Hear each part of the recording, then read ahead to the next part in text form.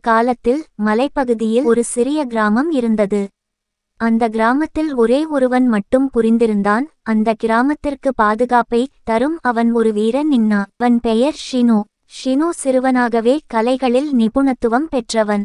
அவன் பயிற்சியின் போது இரகசிய கலைகளை கற்றுக்கொண்டு தனக்கு வரும் ஒவ்வொரு எதிரியையும் அழிக்க ஒருபோதும் தவறானது இல்லை. ஒரு நாள் அந்த கிராமத்தில் ஒரு பெரிய போராளி நானோகு வந்து கிராமத்தை நாசமாக்க நினைத்தான். கிராமத்தை பாதுகாக்க ஷினோ முன்வந்து தனது உத்திகளை பயன்படுத்தி நானோகு குழுவை தடுத்து நிறுத்தினான். ஷினோ தனது வழிகாட்டலின் மூலம் நானோகு குழுவை வென்று கிராமத்தை மீட்டான். அந்த கருணையுடன் கிராம மக்கள் ஷினோவுக்கு மிக்க நன்றி தெரிவித்தனர். அவன் கிராமத்தின் வீரன் என்ற மரியாதையை பெற்றான்.